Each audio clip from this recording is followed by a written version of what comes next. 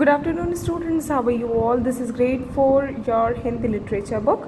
Hindi literature book में students हम अपना पार्ट 1 कर रहे थे, हम कविता। ठीक है, तो ये कविता थी जिसमें आपको कविता लर्न करनी है, इसको याद करना है। ठीक है, और इसका वर्क मैंने आपको लास्ट टाइम भी बताया था, आपको इसके शब्दार्थ करने हैं और इसके साथ साथ मौखिक और लिखित दोनों ही प्रश्नोत्तर आपको करने हैं। इसके क्वेश्चन आंसर्स मैंने आपको पहले भी शेयर कर दिया है। कविता की पंक्तियाँ पूरी कीजिए। ठीक है, तो ये कविता की पंक्तियाँ पूरी करना बहुत ईजी है। अगर आपने कविता लिखी हुई है तो ये पंक्तियाँ आराम से आप कर सकते हैं। ठीक, ये भी इम्पॉर्टेंट है। उसके बाद में सही उत्तर के सामने सही का चिन्ह लगाइए। ठीक है, सो का है बच्चे किसकी नई किरण बन ज्योति बिखराना चाहते हैं, तो प्रकाश की नई किरण। ठीक है, बच्चे सुगंध को कहाँ लुटाना चाहते हैं, तो सुगंध को सभी जगह लुटाना चाहते हैं। बच्चे किसकी नई उमंग बनना चाहते हैं, बच्चे लहरों की नई उमंग बनना चाहते हैं। ये एक्स्ट्रा करिकुलम वर्क है स्टूडेंट्स, ये आपको सिर्फ बुक में करना है, सिर्फ फर्स्ट वन करना है। समान अर्थ वाले शब्दों को मिलाइए, इनको समानार्थी शब्द भी कहते हैं और इनको पर्यायवाची शब्द भी कहते हैं। ठीक है, सो मतलब समान ही अर्थ रहता है, तो ये इंपॉर्टेंट नहीं है इतना करना, आप सिर्फ इसको बुक में कर लीजिए और इसको एक बार पढ़ लीजिए। ठीक है, next we are turning to another chapter of this book. हम इस बुक की दूसरी ही चैप्टर कंप्लीट करने वाले हैं, which is on page number 24-25।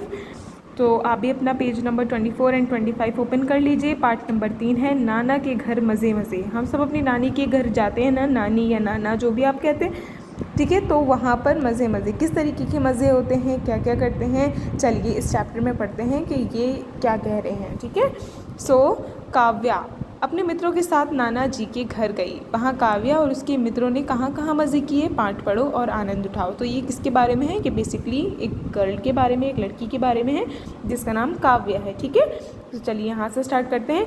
पिछली छुट्टियों में काव्या नाना जी के घर गाँव घूमने गई थी। नाना जी के घर उसने खूब मज़े उड़ाए।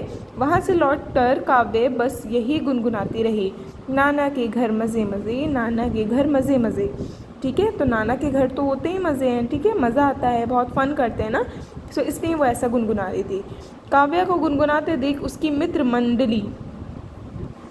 मंडली यानी कि मित्रों का ग्रुप, ठीक है, मंडल बोलते हैं ग्रुप को, सो फ्रेंड्स ग्रुप क्या बोलने लगे। उसकी मित्र मंडली जब नाना के घर के बारे में पूछती तो वे खुशी होकर नाना जी के लहलहाते खेतों की बातें बताती। मित्र मंडली यानी कि फ्रेंड्स ग्रुप। ठीक है, फलों से लदी आम की झूमती डालियाँ, कुहू कुहू करती कोयल की मीठी बोली, तेज़ हवा में फर फर करते केले के पेड़ों पर बैठे अनार के दाने खाते तोते, और गांव की बातों को बच्चे बड़े ध्यान से सुनते, यानी कि वो अपने फ्रेंड्स को वहाँ की सारी बातें बता रही है। बच्चों को काव्य ने बताया कि मूंगफलियाँ पौधों पर ऊपर नहीं उनकी जड़ों में लगती हैं। ये सुनकर बच्चे चकित रह गए, चकित यानी सरप्राइज। ठीक है, चौंक गए। बच्चों को काव्य से ही पता चला कि बेलों में लगे बड़े बड़े कद्दू खेत में पड़े रहते हैं। ठीक है, कद्दू को काशी फल भी कहते हैं। ठीक है, रचिता बोली, क्या तुमने गाय को दूध देते हुए देखा है? काव्या ने चहकते हुए बताया, हाँ, नाना जी के गाय का नाम कपिला है। नाना जी बाल्टी में उसका दूध दूहते हैं, मतलब निकालना। ठीक है, थनों से गाय के दूध की धार निकालते देख बहुत मज़ा आता है। काव्या बताती कि नाना जी दूध से दही, मक्खन और स्वादिष्ट लड्डू बनाते हैं। कपिला का दूध पीने में बहुत अच्छा लगता है। उसका दूध सा सफ़ेद बछड़ा दिन भर उछल कूद करता रहता है। काव्या की बातें सुनकर बच्चों का मन भी गांव देखने को करता। काव्या ने उन्हें वादा किया कि वे अगली बार उनको नाना जी के घर घुमाने ज़रूर ले जाएगी। एक दिन शाम को जब पापा ऑफिस से घर आए तो काव्या ने उनसे दोस्त को नाना जी का गांव घुमाने को कहा। पहले तो पापा ने नानुकर यानी मना किया, पर मम्मी के कहने पर वो मान गए। पापा के यहाँ कहने पर काव्या उछल पड़ी, भागी भागी दोस्तों के घर गई। उसने नाना जी के गांव चलने की तैयारी करने के लिए कहा। काव्या के पापा साथ जा रहे थे, इसलिए बच्चों के मम्मी पापा ने उन्हें काव्या के साथ जाने की अनुमति दे दी। अनुमति यानी परमिशन। इसलिए हमें भी अपने बड़ों के साथ ही जाना चाहिए, ठीक है। हम कहीं भी जाएं तो अपने बड़ों को साथ लेकर जाएं। अगले दिन काव्या के पापा की जीप में बैठकर बच्चे नाना जी के गांव की सैर करने को निकल पड़े। सब बच्चे बहुत खुश थे।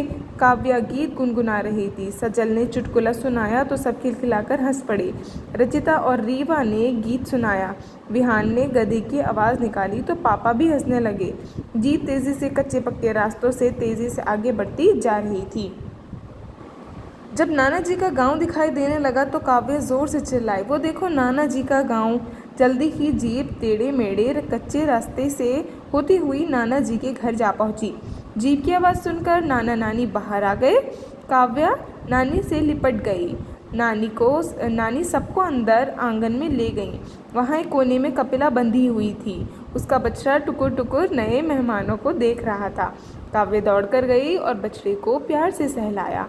काव्या को देख कपिला ने अपनेपन से गर्दन हिलाई।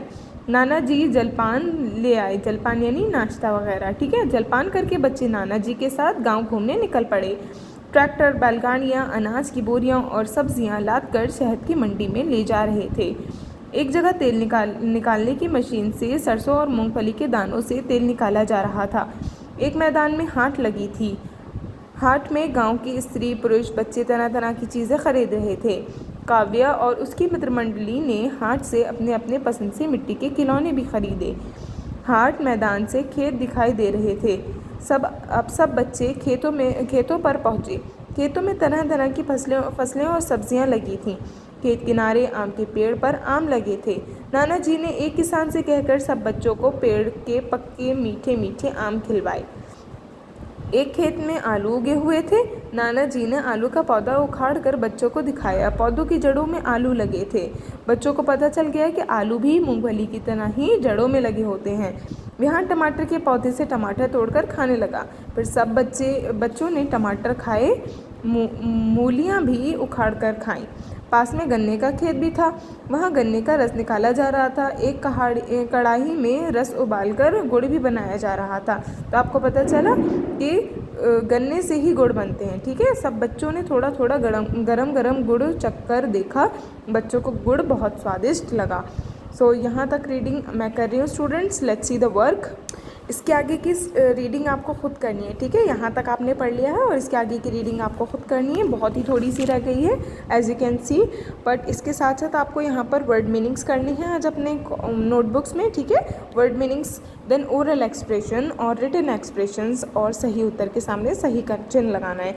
तो ये सारे जो आंसर्स आप लिखेंगे ये अपनी बुक में ही लिखेंगे। जब नेक्स्ट टाइम मैं आपके साथ आंसर शेयर करूँगी तभी आप इसको अपनी नोटबुक्स में नोट डाउन करेंगे, ठीक है। सो अभी आपको क्या करना है, आज आपका वर्क है कि आप इस चैप्टर की रीडिंग को कंप्लीट कीजिए।